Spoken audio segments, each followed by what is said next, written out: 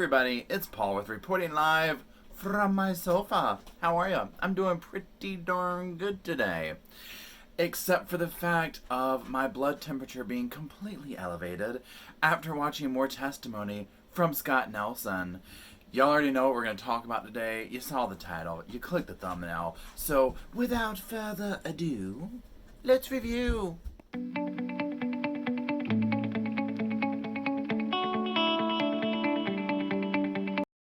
Today, we are going to be discussing yesterday's testimony of Scott Nelson on the stand in the penalty phase. I have determined that this guy just loves to talk. And this is essentially, he is treating this like his platform to say every little bit of bitterness that he has conjured up towards the government and the judicial system during his life of crime or whatever, his incarceration and things like that. So we're going to talk about the second time he gets in the stand, which again, this is during the penalty phase, and I'm just going to go over some things that stuck out during this testimony. So in the beginning of it, the judge is essentially asking him about some witnesses. He's naming a couple of witnesses that he would like to have called up, and the judge is essentially walking him down the path line of, why didn't you do this before?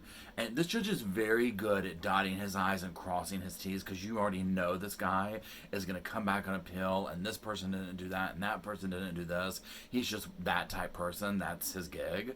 And so the judge is asking common sense questions. Why didn't you bring this up already? Why are you bringing this up now? And so basically what happens is the judge is like, do you want to, should we delay the trial? Should we do this? Kind of rolling the red carpet out for him. And I want to continue on. I don't want to hold things up. I don't want to do this. So, this is the beginning.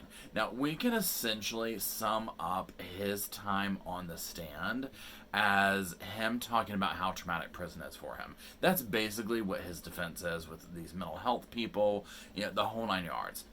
That's really all he has to go on. Remember, this guy has no accountability. He is a professional victim, and that's how he maneuvers through his world.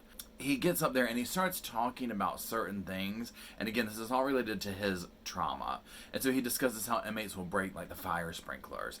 And as a form of retaliation, we see this, and if you watch crime shows, this is like a normal thing they do. They get upset, they don't get something, they'll flood the toilets, they'll break the fire sprinklers. And so he talks about how it basically floods the cell, the units, and how he's then responsible for standing in, water with feces and urine and this fire retardant chemical, and how he has to clean his own cell up, so on and so forth. He talks about interactions with the SORT team, with the special operations, people that come in to like extract somebody. He talks about how cold and miserable it was in a cell in Kansas. There's stories of, he goes further and further into details about all this stuff. He talks about being overcrowded in cells and segregation. He talks about witnessing murders. He talks about being sexually assaulted. He says he got hepatitis C from rape.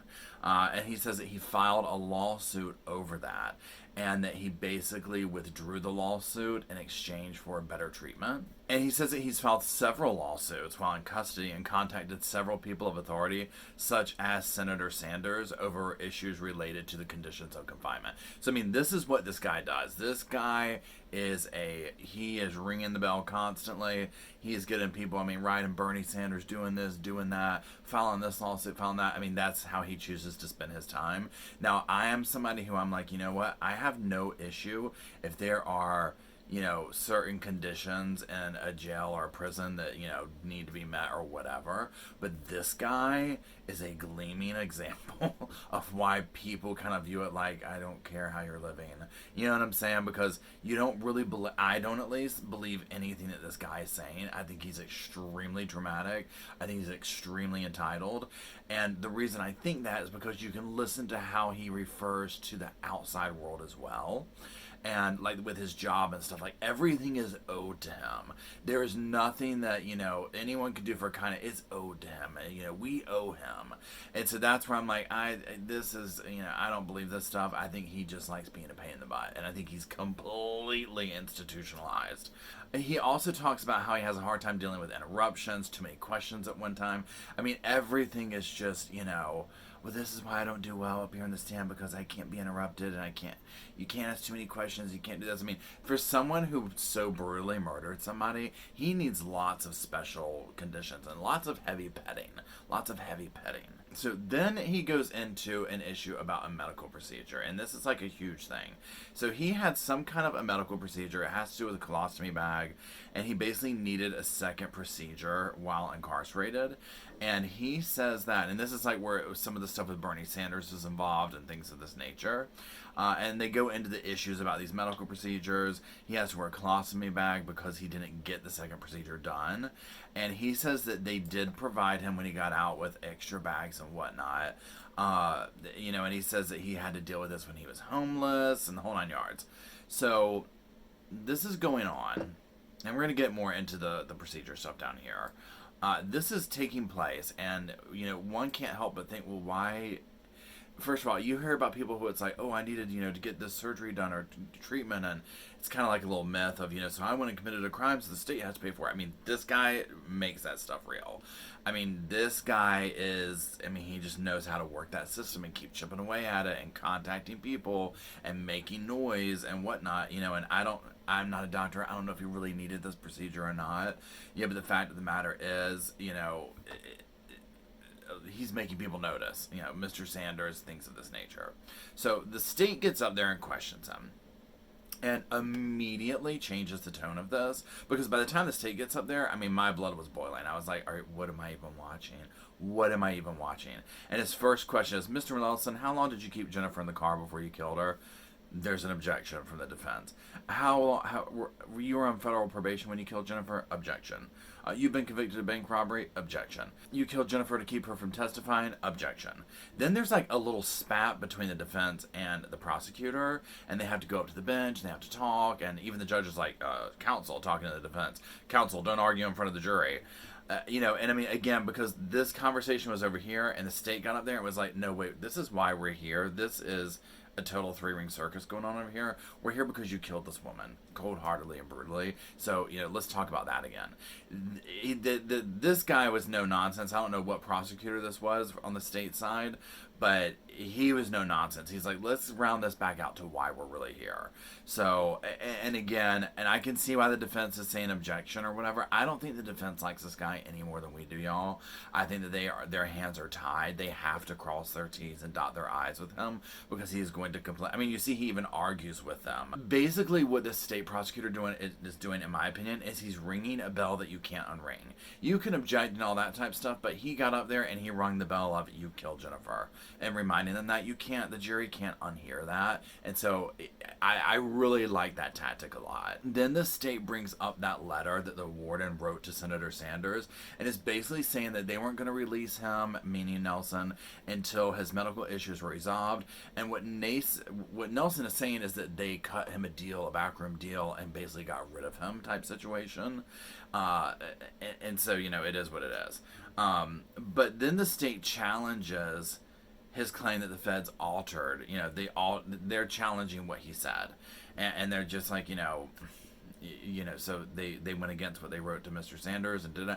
Again, I have no doubt that this kind of stuff happens, but because of who this is, I absolutely don't believe him. And, he's just like, well, I could prove it. I could prove it. And everything he says, I have an issue trying to believe somebody when everything they say they have to add to it. I can prove these things. I can prove these things. I'm just like, yeah. So there's all this back and forth, and he goes more into how he's been brutalized and how he's institutionalized. This is, again, his main point in being up there. The state says he's given different accounts as to whether he's actually been sexually assaulted in prison to the various different mental health people he's talked to.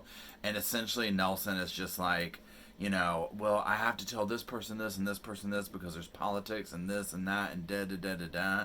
And again, I'm like, I'm sure that happens on some level, but I don't believe a word you said.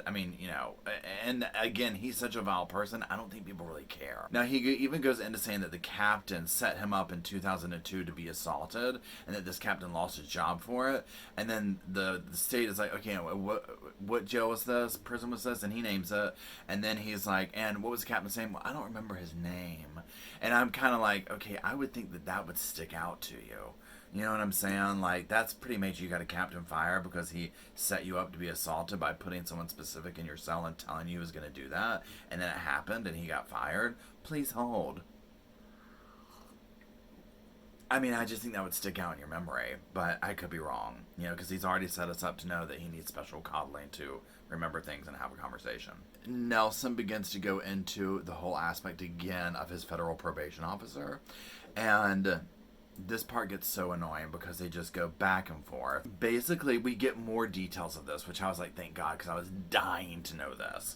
And actually, when Nelson, so during this time, Nelson would start to answer something, and the state prosecutor would kind of go off over here.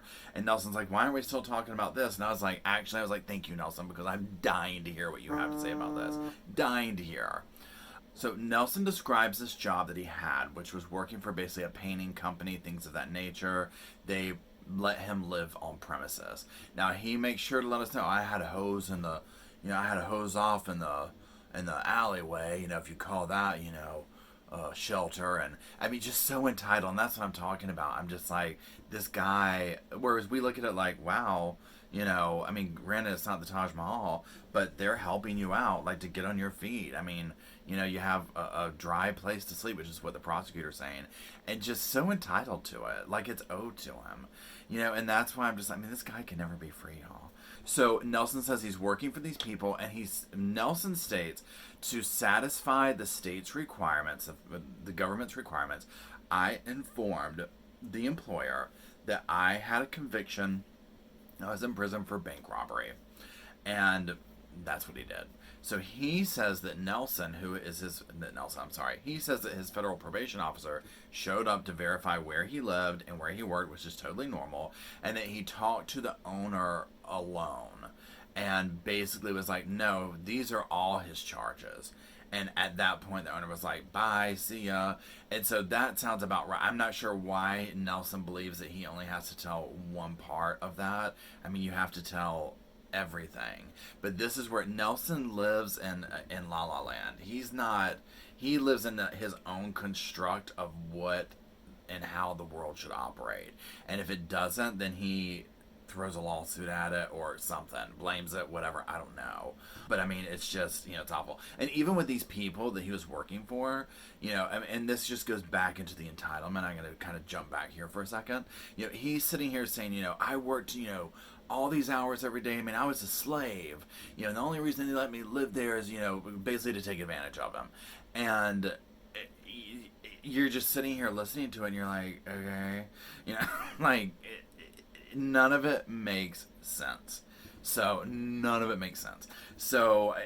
entitlement is just mind-blowing. So essentially this goes on, they wrap this up. So then they have to send the jury out because technically what is going on is once he's all done, Nelson is saying, well, there's two questions that my attorney didn't ask me that I wanted them to ask me on the stand. And y'all, if you watch this, you already know. This took, I want to say 40 minutes of back and forth with whatever and we're all dying here. We're like, what are the questions? What are the questions? I mean, I was just like, this has to be good. Like, I mean, my gosh. And so, they're sitting there at the thing and Nelson starts arguing with his attorneys and they basically are like, they stand up and they're like, Nelson wants to have a Nelson hearing, which essentially is, ironically named after him. And, I mean, that just fits the par for the course in this one. So a Nelson hearing is basically about having ineffective counsel, and he is wanting to do that because he's saying that his attorneys didn't ask these two questions, and they're essentially saying we're not going to ask these questions because honestly, at a certain point, you have to say, dude, what is this? Do you just want to get up there and talk? Because I feel like that's what he really wants to do, and he's dragging the defense through this to make them do stuff. And so, anyways, this goes on forever, and then the prosecutor gets all bent out of shape because he's like, we don't know. We feel like secrets are being kept from us. What are the questions? And I'm like, yes, please tell us. What are the questions? We're dying to know. So then they reveal the questions. Did the warden offer you an agreement in concern to your colostomy, contradicting the agreement he laid out to Senator Sanders? What has being basically treated like an animal and incarceration done to you for 25 years? Because remember, this guy has basically he's been in jail over the last, 2-3 decades, much more than he's been free. I mean, he's the type that gets out, stays free for a hot minute, and goes right back in. So you can see where, I mean, he's probably he's institutionalized. He says, now this is, remember we talked earlier, this is what he is saying took place over the colostomy procedure and all this type of stuff. He says that they offered him 2 deals. Now again, he's like, I was in an office with, 8, federal, high ups and talking this and that. And there's also this delusions of grandeur, because I'm just like, really, I don't think that took place. But whatever, he can prove it. He can prove it.